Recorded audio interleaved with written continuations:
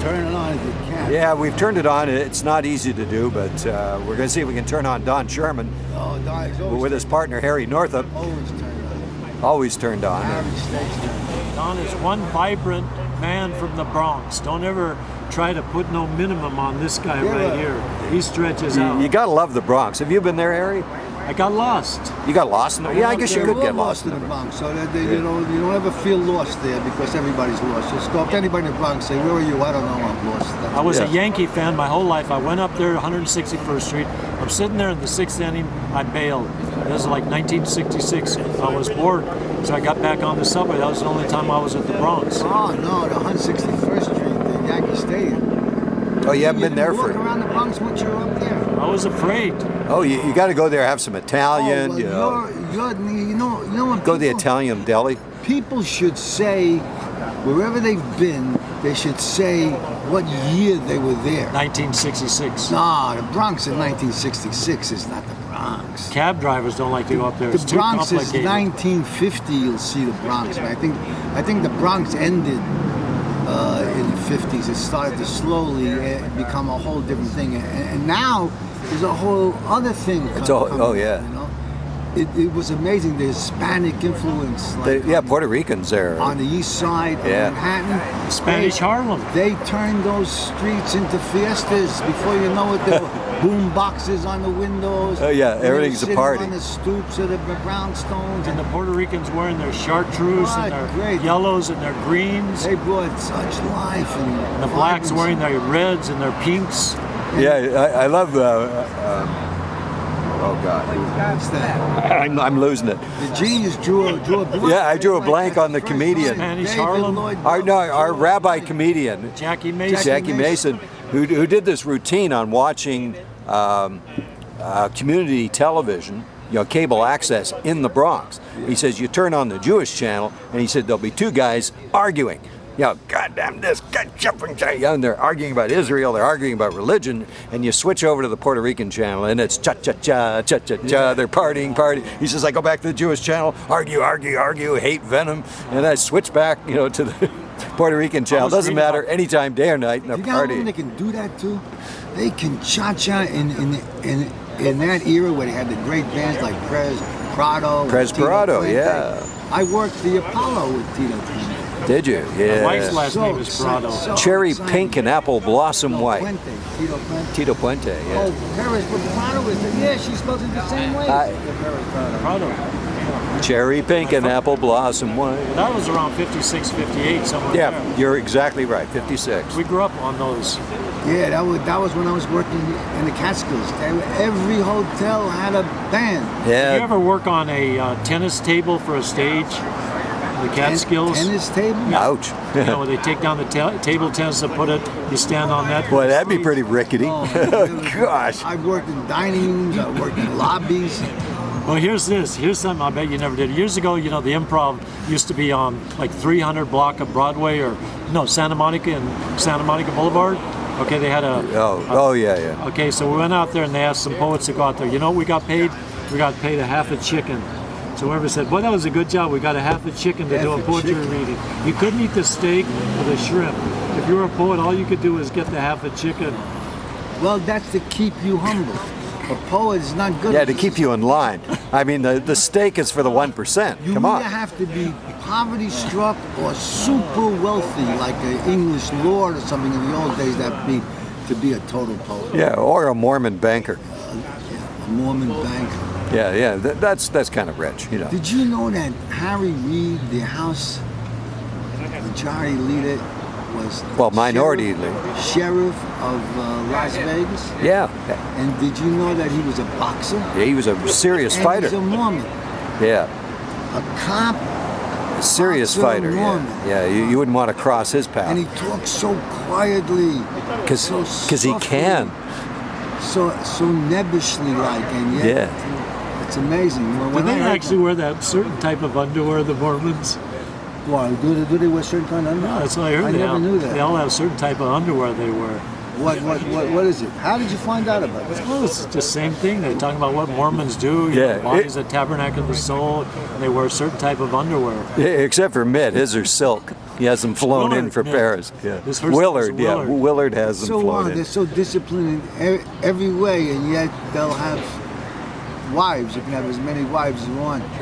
And here, the people who, the Christians, God bless them, they only have one wife, and they say, gee, I've got 6 wives. But that's no good. And he has 6 wives, and that's okay by him. It's amazing. You have one beautiful wife, and David has a beautiful wife, and I have a beautiful wife. Let's just stick with our single wives, Hey, okay? just speak for Don't you yourself. get Just any speak for yourself. ideas? If you're happy, That's in all I can marriage, afford. okay. You know, Don't one spread way. a rumor that it's an easy thing. It's a very hard thing to have a successful. Don't you get any ideas? It's not Don? easy. Not marriage is very difficult. It's easier to get divorced than to stay married. It's easier to go Stay- down than to go up. Stay married. I won't touch that with a 10-foot. No, not at all. But that's true. Marriage is. You gotta work at it. Yeah, it's gotta be important to you. Otherwise, it'll never last. You know what St. Augustine said? He said, love is the struggle to love and struggle, right? You have to pay attention. You have to have a sense of fidelity. Love and struggle. Love But and you struggle because you want to live. You don't love the struggle. No, you love and you struggle within the love sometimes. Yeah, you gotta struggle for love. It's My something- oldest brother, you know, when he got married in 1943 and he's been married all that time, after they ate their first meal, he looked at his wife and he says, which one of us is going to do the dishes? And she says, what color gloves do you want, blue or yellow? And she's never done the dishes. He surrendered right there and then. Right then and there. Smart man. That's the real secret to success. Yeah, best thing is to turn yourself in right at the Surrender, beginning. surrender. I asked my brother-in-law, I said, what's the secret of a long marriage? And he says, I just bite my tongue. Do you do the dishes or does your wife do the dishes? Maybe does the dishes. Well, but she was brought up in the South, and they teach them right away. They got to do all those things. So I'm from the Bronx. I took advantage of it. You know, what are you going to do? Yeah, so what do you think of this Damien Bichir? I hope, you know, I'm glad he got Damien nominated. Bichir, He was in that movie, Better Life. A Better Oh, Life. I didn't see that. And he also, I Yeah. heard he plays like a drug dealer or something on a HBO or Showtime show, but he did Yeah. an excellent job. Yep. I liked him a lot. The movie's based on bicycle thieves. You know, Gardner, East LA, works out in the Palisades. He's got a truck. Yep. What happens to the truck, etc. The one thing I knew when he left his keys and he climbed that tree. You figured he was cooked, Yeah, huh? but that's good. A very colorful movie. I have to Yeah. see that. Then. Better Life. Yeah, A it's Better good. Life. Yeah, it was either the first or second screener they sent I'll out. tell you, you know, I started out not liking that movie, and I love Brad Pitt, and I really, as that movie went on toward the end of the movie, I really liked it. I mean, Moneyball? Moneyball. Yeah. it was And I really liked him in it. He was so subtle in that thing. That was really great. Well, Yep. also, Don, what he did, if you remember, he was playing the guy making all these deals. Yeah. And his active, the way he would move forward, over Yeah. here talking, he made an active character out of him, basically a passive character. He was always making deals, right? That's right. That was very touching. I thought he did very good because you first Excellent, think who it sounded a little too verbal and too intellectual to be a Like, good what, movie. what was the Good movie he did right before this? Where he played like a Tree of Life. Yeah. no. A couple of years back, he played like a Benjamin Button. guru, a gym instructor, and Oh. and Burn after reading. he ends up getting shot at the end. Is that where he sneaks into George Clooney's apartment? He's hiding in the closet. Yeah, and he gets shot there, which Yeah. is terrible. He was great. So funny. in And that. your daughter, I remember we were talking about Brad Pitt when your daughter visited you and your wife. And I was there, months ago, and she loved that performance of him too. He was totally off the wall. Yeah, he was great. Yeah, he was great. Yeah. He's good when he does those, kind of like Colin Farrell when he does character roles, like in Yeah. Bruges. Oh. Yeah. He's good. Well, this was a character role. Yeah. for him. Oh, yeah. That's What a- about that one he did one time where he played an Irish fighter and you couldn't even understand his lingo? Remember, it was kind of an Irish pidgin. I never. Yeah, you didn't understand one word of it. He's a good actor. Yeah, he's good. Well, I like Better Life. You guys probably didn't like Better Life. I did. Or no, Oh, you mean no, for the Academy The Tree of Award? Life. No. Yeah, you know, I lost it right after the fake Kubrick stuff. You know, when he was doing his 2001 Space Odyssey trip, I'm going, okay, Well, it's too derivative. It really is amazing how people can hype themselves up for the awards, the people get crazy over those movies. It's amazing. Well, you know what I told David The whole earlier? world will be tuned into that. You know, right now we have the 5 nominees in each branch, right? Yeah. I told David today, they're all winners until they announce the winner. Exactly. Yeah, they're all in the big glow of Oscar glow right now. But even to be a Nominees. loser, to be one of the 5 guys, Yeah. helps your career. My God, it helps the movie. Well, one thing we never know is the actual count. No, we don't know. And You know, we the funny thing is that it's all promotion. They're geniuses. They manufacture promotional vehicles. Oh yeah, the Weinstein brothers are past masters You know, at when a it. movie comes No, out, the industry itself is overwhelming. They're so smart. They're so. Yeah, yeah. Well, you know, they say a movie to break even has to make 2.5 times the negative. yeah. So if it costs 50 grand, it's got to make 125 Oh, because sure. of all the ads and It's the all prints. because of the selling of it. Yeah, In distribution, you know, you got to get your product out there. and a lot of it comes down to word of mouth too, right? Sure, buzz is important. Yeah. I mean, bad buzz can kill a movie that's well marketed. When you were in Rocky, that was a perfect storm. 1976, you know, America, Rocky, you know, going to the top, and you were in the Academy Award-winning picture Rocky. I was in The Silence of the Lambs, and that won the 5 top awards. So just to be in a film like Rocky or Silence of the Lambs, it's an honor, right? Oh As long yeah. as the check don't bounce.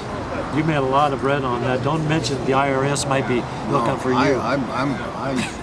I expose my tax. Well, when you cash your check, Anybody could come see my tax form. when Don cashes his residual check, the bank teller says, "How would you like that? Heads or tails?"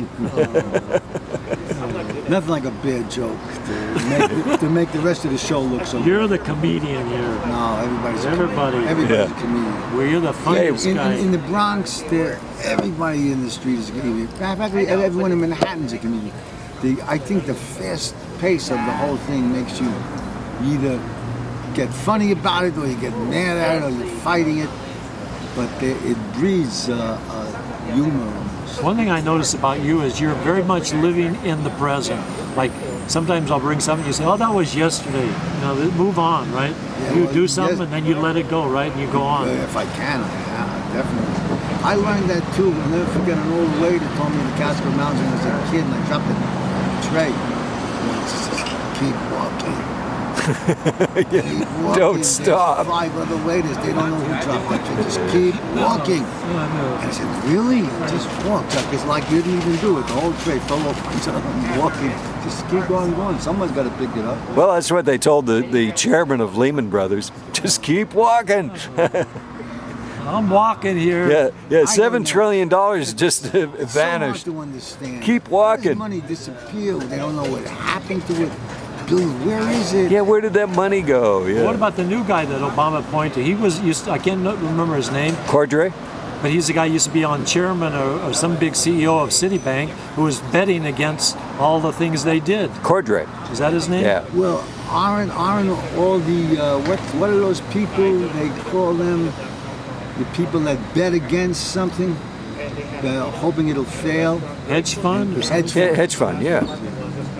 That's that. Well, that was Romney. He was Mr. Hedge And Fund. they created the hedge fund. They created the problem, and then they created the bill, and then they bet on the failure of that bill. Yeah. Well, what they do is they put out the bad word on Put a out the bad word. on a stock that they're going to short or they have shorted.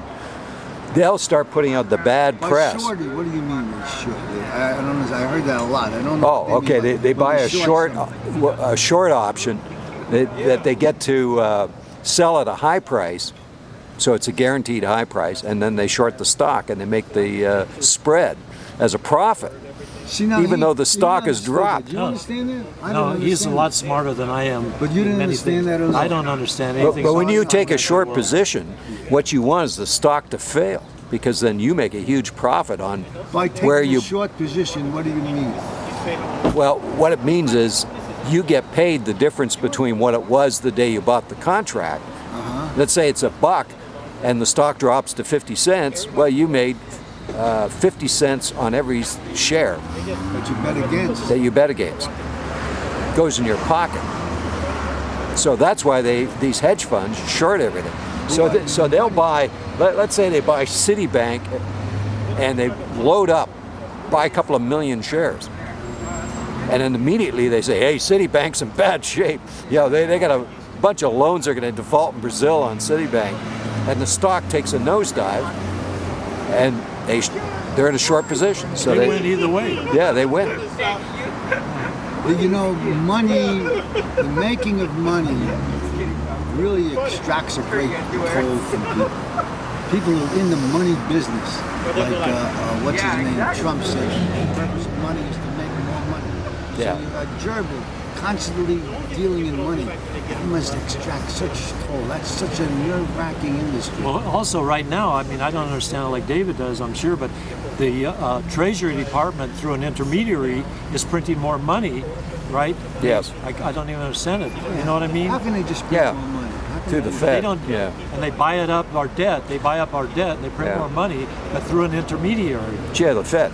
Yeah. Well, we need a word of the day, so maybe we should have something financial Money. here. Money is the word of the day. Money, the root of all happiness, the root of all everything. evil, Money, the that's root what I of like. Money. You like money. the route to Hollywood. And you know I like money. You don't. Remember the- the movie King of New York when Yeah. Christopher Walken gets out of jail and Fishburne comes and gives him a whole suitcase of money? He says, "And you know I like money."